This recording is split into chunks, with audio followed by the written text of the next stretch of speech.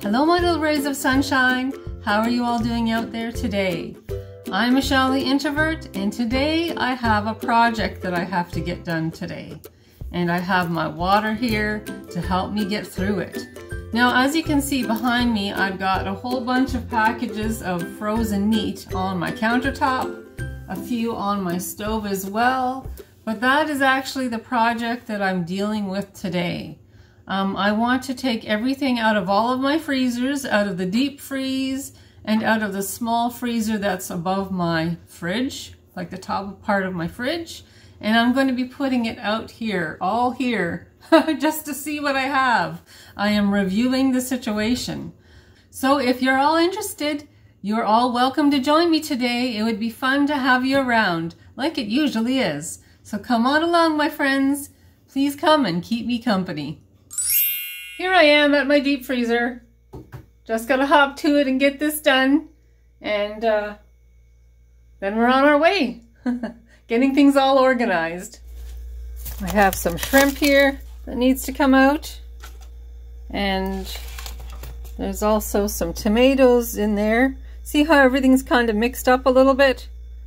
There's some green peppers there, onions, some corn. Yeah, it's a little bit mixed up. It's time to put this place in order. Just a little bit better.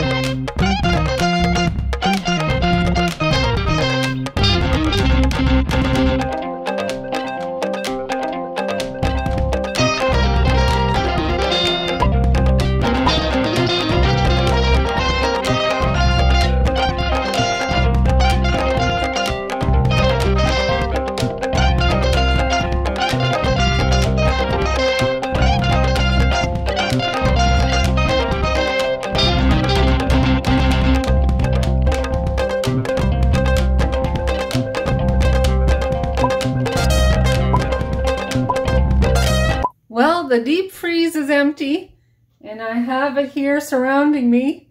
Help me, help me, I'm surrounded by frozen food. Yes, there seems to be plenty of it. It's easy to kind of lose track of how much you have until you kind of take it out and take a good look at it. So my friends, I'll just show you what kind of things are in these frozen food piles that I have all around me.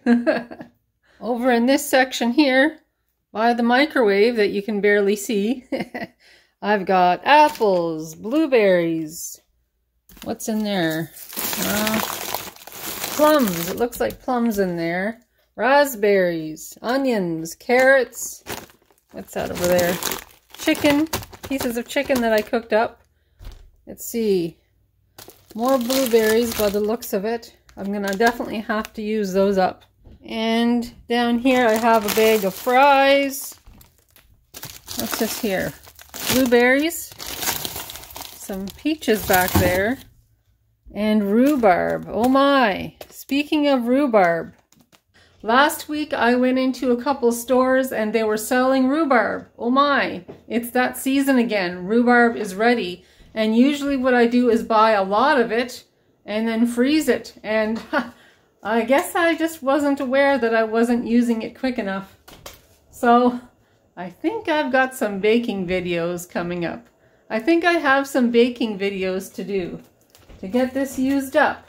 Yes, but even though I have to use this up, I'm still going to buy some fresh rhubarb for this coming year and get that in the freezer. But yep, got to get a move on, that's for sure. Get this rhubarb and the blueberries and other things all used up before they come into season as well. So that's the rhubarb section there. I've got a few projects obviously that I have to do, and I've got some wonderful shrimp, some sausages, more sausages there, and over here I have a lot of chicken and some stew meat there, and more chicken here, pork chops, that'll be great on the barbecue.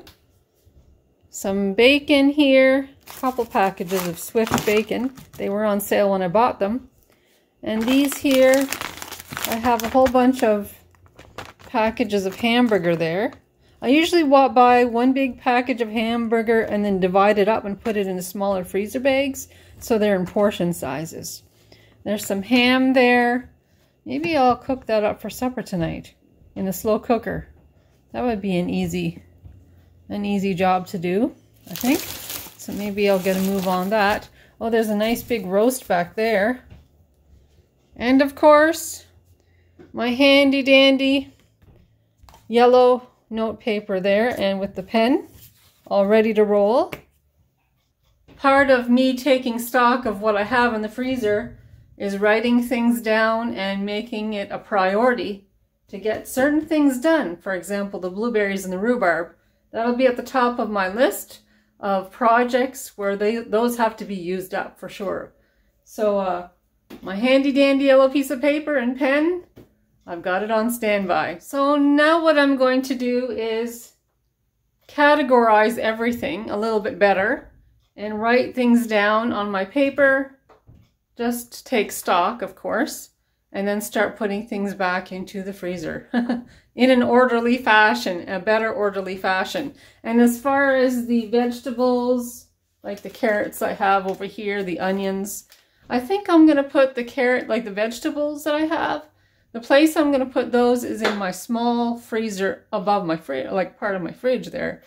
So yeah, that'll help with the categorizing and help me keep track of what I have and what I don't have. The meat and the fruit, like the rhubarb and the berries and things like that. All the meat and the berries and the peaches and stuff and the apples, I think I'll put those in the freezer. And all of my vegetables go in the smaller freezer. Yes?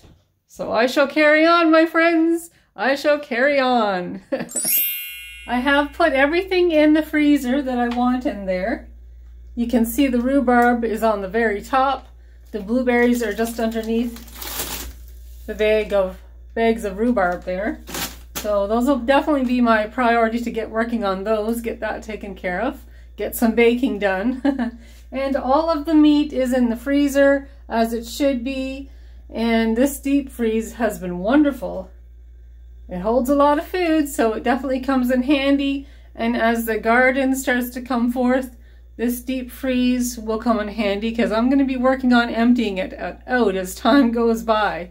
Yes, but for the time being, it does its job very well, holding the meat, the berries, the apples, rhubarb, all of those wonderful things. So now my next task is to work on the smaller freezer that is above, like at the top of the fridge. So back into the kitchen I go. We'll get this closed up and we'll get another job done. I have the top of my freezer, my little freezer, all cleaned out. Did you want to take a look? I have it cleaned out and wiped down so I can put everything in a little better of an order. And this is what the door looks like right there. And I'll take you over to the counter and see what I have over there as well.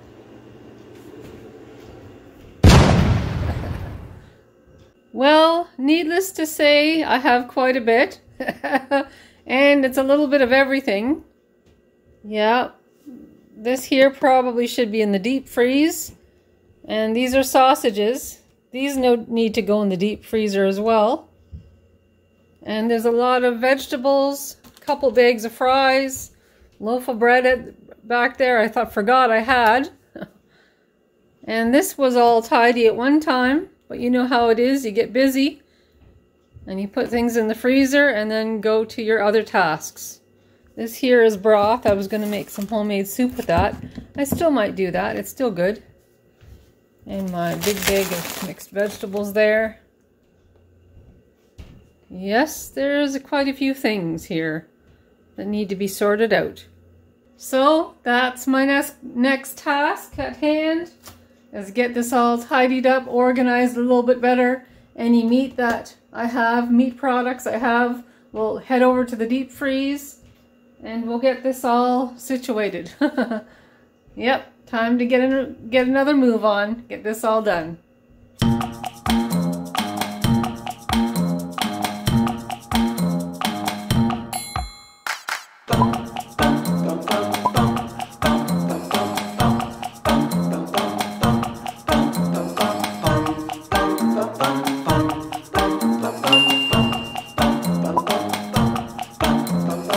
I'm back over to the little freezer, and needless to say, there was a lot more vegetables in this little freezer at the beginning than I had expected. Isn't that the way of it though? When you start pulling things out, it is then that you realize just how much you have. Yeah, so in this case, I had way more vegetables than I realized. So I'm really glad that I went through and got it all sorted out. So I'm going to show you what we have in the freezer. And I have it all tidied up and put away in an orderly fashion. Ta-da! Looks a lot better, doesn't it? And I have things all situated a lot tidier in these containers. And I have my green beans there, and my onions that I cut up a little while ago are there, and my tomatoes, and all of my other assortment of vegetables are there. And this is what the door looks like. I have my ice cube trays and these bottles of water here. Gerald takes those to work every day. He likes them to be frozen when he gets up in the morning, and he puts them in with his lunch. So during the day, he has a really nice cold bottle of water to drink. So that's just the way he likes them, which is fine. It's an easy job. So every day I make sure there's 2 bottles of water in there for him. And now I will show you what my kitchen looks like now that I have it all tidied up. And here is my kitchen. Just a quick little look. I have it all tidied up, spick and span. Some dishes over there that I just finished washing. And over here by the slow cooker, I put the ham in the slow cooker while I had all that meat piled out on the countertop. I took the ham and put it in the slow cooker for our supper tonight. And along with it, we've got some turnip here, some green beans, and I'm going to make some mashed potatoes to go along with this. And if I find that this isn't quite enough vegetables for supper, I might grab a bag of peas or something and cook some of that too. So I'm off to a good start, and it's been a good day so far.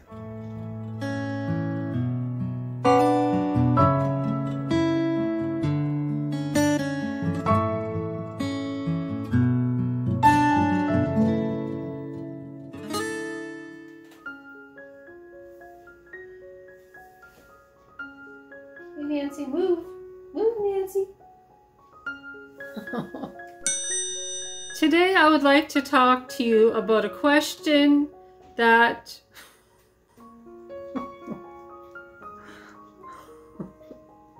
there goes Nancy.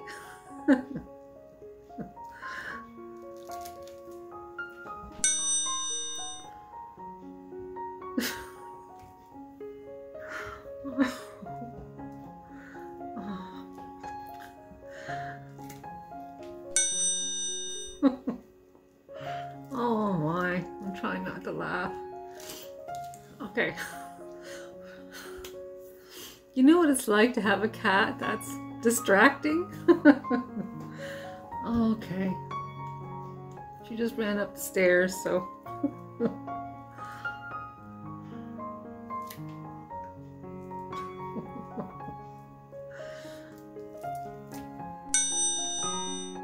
Today I'd like to talk to you about a question that several people have asked me over the past few months, and that is about me being an introvert. And a lot of people have asked why I consider myself an introvert. And I can tell you my feelings about that. For starters, I don't have a gift to gab. I'm able to make conversation, and I'm able to start conversations, but I seem to have the inability to keep conversations going for a long period of time. I wish I had the gift to gab. A lot of people have it, but unfortunately I don't seem to have it. So I think that's one aspect of me being an introvert, is just being able to make small conversation, light conversation, but not lengthy conversation in a big group of people. Now, I enjoy parties, but if I was right in the middle of a very crowded room, if I was right smack dab in the middle, being surrounded by a lot of people with a lot of noise and a lot of chatter, I could stay there for only like a few minutes, but very quickly I would find that my social battery would drain very quickly. Now, extroverts, on the other hand, a lot of them seem to have, or tend to have, a gift to gab. And also, they absolutely love being in the center of a group full of people. They're able to keep conversation flowing and going in a very natural way. It's very natural and relaxing for them. And also, being in the midst of a crowded room like that, their social battery seems to charge, being an extrovert. But for me, being an introvert, being in an environment like that would have a tendency to drain very quickly my social battery, and I would get tired extremely quickly. I usually find myself being a wallflower and talking amongst ourselves as wallflowers tend to do, just in a quieter space, I'm good with a few people, but like I said, if I was in a crowded room, right smack dab in the center of a whole bunch of people around me, my social battery would drain very quickly. I get tired very quickly. Although I love being around people, my social battery would drain very quickly. Also, too, I'm very content being a homebody. Yes, I like to go to the grocery store, the grocery store, or, you know, go out for a tea with friends, you know, a small group of friends or a couple people. I'm really good in cases like that. I'm a homebody and I don't mind it. To tell you the truth, during COVID, I didn't have too much problem because I enjoy being home and I can entertain myself very easily. It doesn't take much for me to entertain myself, like a good book or playing my ukulele, or playing my piano, or, you know, baking, or of course spending time with Gerald, Stacy, and Joshua. I love that. I love doing that. And going on outings, of course. But in general, I'm very content being a homebody. I'm very content. I don't need to be around groups of people all the time. I really don't. But I sure do love this. What you guys have, what we have here. I love this. This is fantastic. And I love any feedback you guys send me. I actually thrive on it. But as far as me being an introvert, those are some examples of why I feel that I'm an introvert and not an extrovert. Well, my friends, I thank you for joining me today. And I have my pot of tea. And I wish you were here to join me with this. And I also have my cup of tea. And here's to you all, my little rays of sunshine.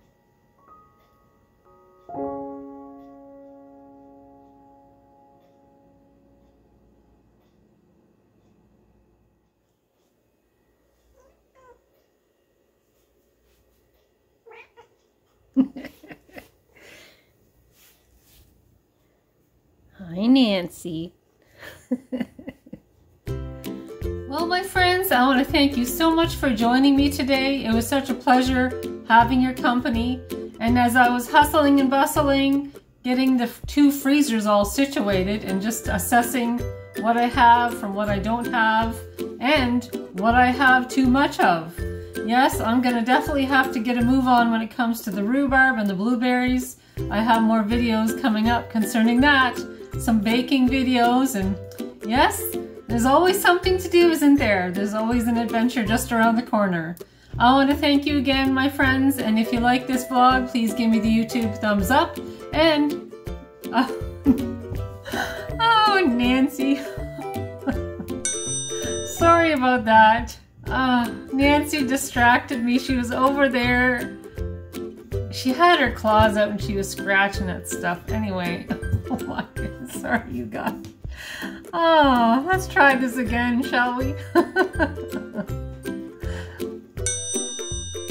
Hi, Nancy. What are you doing? I thank you for joining me today. It's always a pleasure to have you guys around, to have your company. And if you like this vlog, please give me the YouTube thumbs up or press that subscribe button. That would be great. In the meantime, I have more vlogs coming up, so stay tuned and I'll talk to you all soon. Talk to you soon. Bye.